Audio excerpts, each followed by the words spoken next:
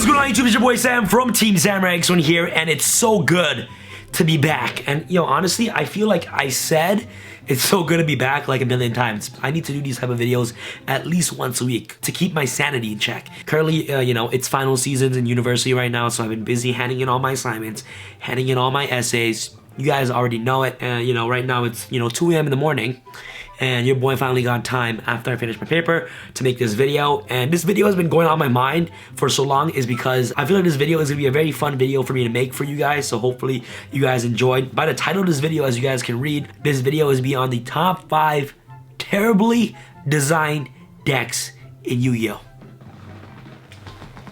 I don't know what it is, but each time I see like the title of the video or I say something, I'm always like, yo, oh my, I'm so dramatic, bro. Top 5 terribly designed decks. There's a lot of decks in Yu-Gi-Oh! That was just like terribly designed, and I wish I could understand the mind of Konami when like they're in the process of making these cards, because I'm just like, yo, WTF, bro, why are these decks so terribly designed? And I don't know why I'm laughing so much right now, but like sometimes I'm just wondering, like, Konami, bro, why, like, just hire me, man. Whatever department that you guys design your Yu-Gi-Oh cards with, just hire me, bro. And before I get started this video, guys, if you guys want to help support me and what I do, make sure you guys visit tx1.com to get your playmats today. All right, guys, enough talking. Without further ado, let's get started with the deck profile.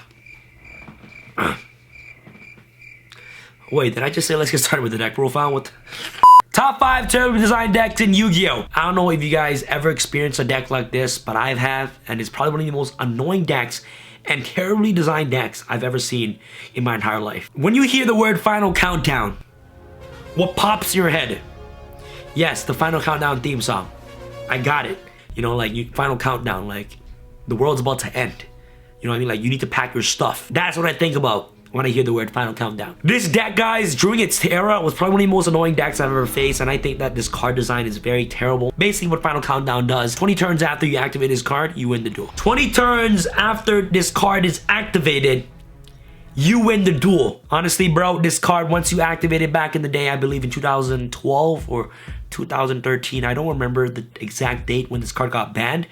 But yo, it was like a zombie apocalypse, bro. Once your opponent activated that card, you're just about to be like, all right, I'm gonna lose in 20 turns, because the whole deck was designed to win in 20 turns. So basically how this deck works is that your opponent will stall you for 20 turns and then they'll win the duel. On your opponent's turn, it's turn 1. Back on you, it's turn 2. Your opponent's turn 3, and then your turn 4. And essentially, it's just 10 turns because your opponent is only able to attack you on their turn, right? So on your turn, you just gotta pass, right? And hopefully you have stall cards to actually negate 10 attacks, and you're basically just gonna win the duel after 20 turns. When I faced the deck back in the day, this is how interactive the deck was. So you activate Final Countdown, your opponent has no response, then you just pass your turn.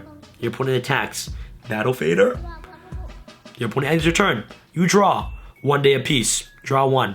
Pass, and you just continuously do this for 10 turns, and then you just automatically win the duel. Essentially 10 turns, because your opponent is only able to do damage on their turn, right? And each turn counts as 1, so 10 turn your opponent and 10 turn for you. What's really bad about this deck is that if you win game 1, if the Final Countdown player wins game 1, Games 2 is gonna go into time. The deck used cards like Battle Fader, Swift Scarecrow, Frozen Soul, Thunder of Ruler. If you guys remember those cards back in the era, you guys are definitely MVP. So just a lot of stalling, and like the card design was just absolutely terrible. The next card I'd like to talk about is Exchange of the Spirit type decks. Oh my goodness, guys. If you guys have not witnessed how this deck works, especially pre-errata Exchange of the Spirit, you guys are not missing out much. Activate only while there are 15 or more cards in your graveyard.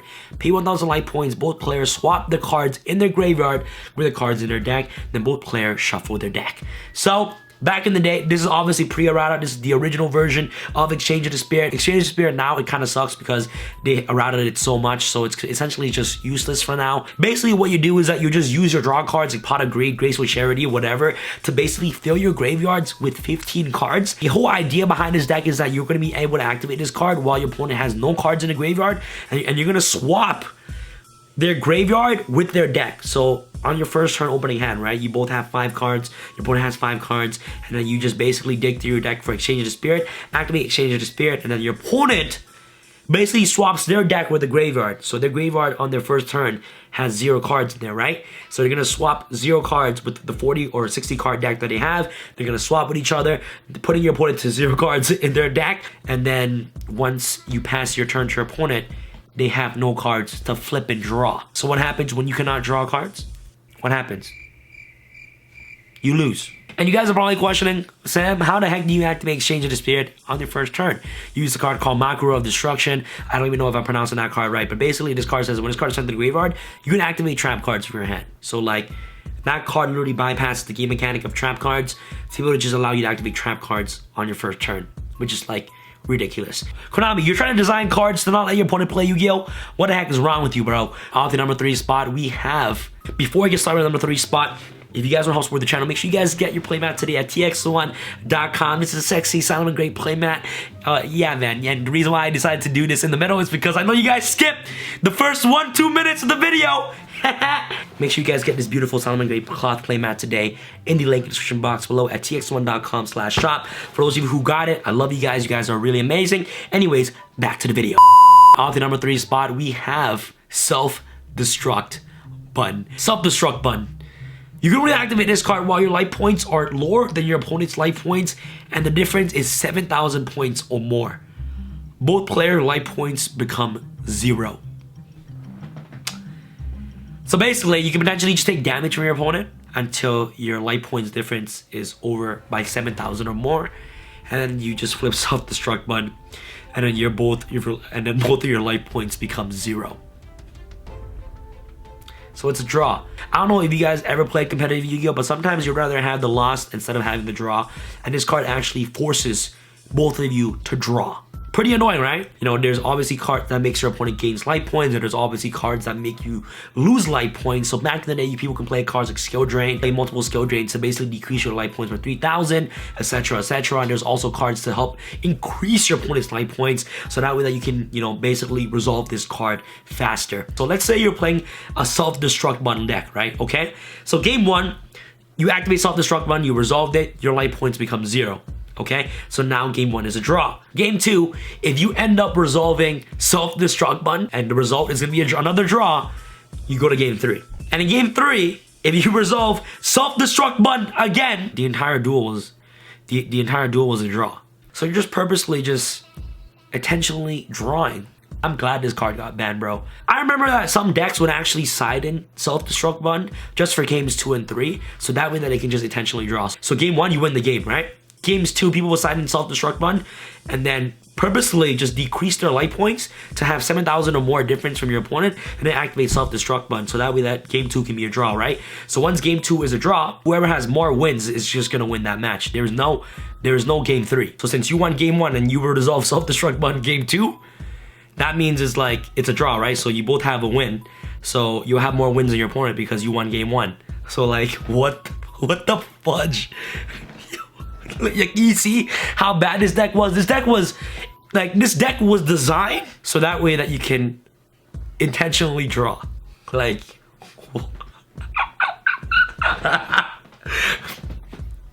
yo, Konami, bro. I don't know who was in your creative design department when designing this card, but thank God you guys put this card in check and it's finally banned. Off to the number 2 spot, I have gone Zeus. Zodiacs. This deck,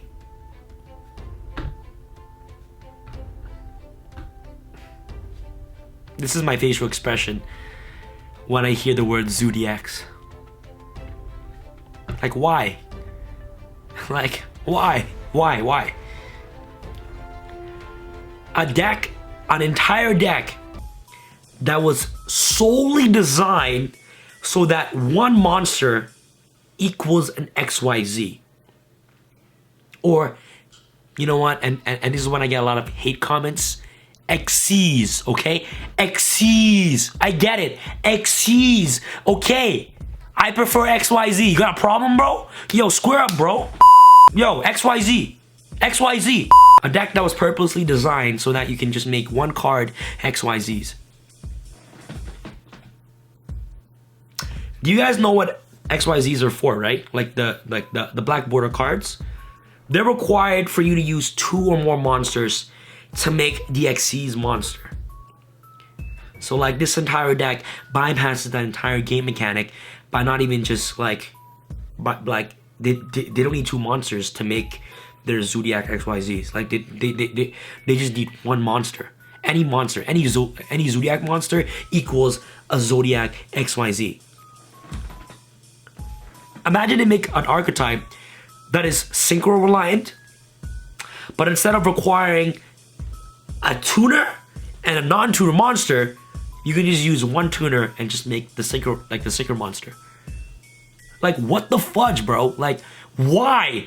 And you guys all know that Zodiacs probably has to be one of the most broken decks that this game has ever seen. I'm not gonna go too in-depth about Zodiacs, but the reason why this deck was just terribly designed is the fact that it just bypassed the entire game mechanic of XYZ summoning. I mean, I'm glad that the deck is finally gone now, but there's obviously worse things to come later on in the future because, you know, there's Firewall and etc, which I'll go further in another video. After number 1 spot, the true reason why I decided to make this video at 2 AM in the morning is because this deck probably is the worst deck in this game's history. I'm pretty sure Konami is gonna come out with something even more broken than this one, but obviously Dangers. What the actual F? Like, yo, Konami put cards like Upstart Goblin to 1. They banned cards like Chicken Game. They banned cards like Pot of Greed. They banned cards like Graceful Charity. Konami banned all the drawn cards. But instead, they were like, you know what? Yo, the creative design team, make something similar to that. You know, Upstart Goblin being at 3 was pretty bad in the TCG because essentially is a deck dinner that helps you play 37 cards instead of 40. So that way that you can obviously see your cards more often than you were if you were playing a 40 card deck, right? So any 40 card deck would play 3 Upstarts so that they can just draw into their combo pieces faster, and Upstart basically just deck thins their deck by 1. So Konami decides to actually hit Upstart Goblin to 1, but decides to create Dangers, which is essentially Upstart Goblin on legs. You activate a Danger, your opponent picks a card of your hand, your opponent discards a card, summon a Danger, you draw 1. Oh, okay, activate another Danger. Okay, you missed my Danger, summon a Danger, draw 1. Okay, so you just decked in by 2. Oh, activate another Danger. Oh, you missed my, you missed the Danger. Okay, summon a Danger, draw 1. Oh, shoot, I have 3 monsters on the field. Oh, let's make 1 more. Activate a Danger, send a Danger to the graveyard. Activate a Danger. Oh, you hit my Jackalope. Oh, it's okay. Activate Jackalope to special summon a Danger from the deck. Oh, make Skull Dread, draw 4. Good game. Obviously, there's chance involved in when discarding Dangers cards on your opponent's hand, but more often than not, like if your opponent doesn't hit the Danger, your opponent literally just +1. So you have 5 cards in hand, your opponent doesn't hit the Danger, you discard 1, you summon the Danger, and you draw 1. So you basically break even all the time. Dangers are basically extenders and draw power all in one, and I believe that this archetype was just really poorly designed. Basically, Upstart Goblins on legs, which you can play 30 plus copies of in your deck. Better than Upstart Goblin because not only do you draw 1, but you also have a monster on the board. So the more monsters you have on the board, the more cards you're able to draw. Excuse me. You can play 5 pieces of Exodia, and the other 45 cards are just Danger cards and draw cards. So you're essentially just playing extenders in your deck to help you draw into all your Exodia combo pieces. You guys understand what I mean? So that's another way you guys can just use Dangers, like in a deck like Exodia. Exodia, all you need is 5 pieces in your hand, right? So you just play 30 plus Dangers and all draw cards, and then you're just gonna eventually see Exodia. So Dangers actually help create and break generic decks.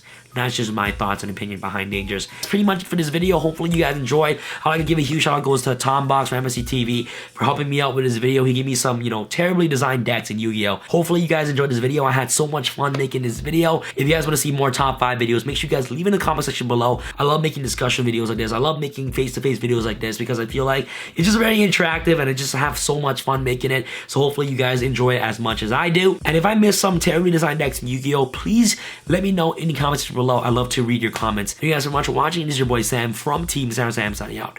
Alright guys, peace. I feel like Usain in the cheetah print. Talk fresh game, I don't need a minute. R.I.P. the game, I need a minute. Okay, let's proceed with it. I'm in the house, got the deed with it. These bozos always sneak this and they taking shots. I'm a key with it. Like no, this league business.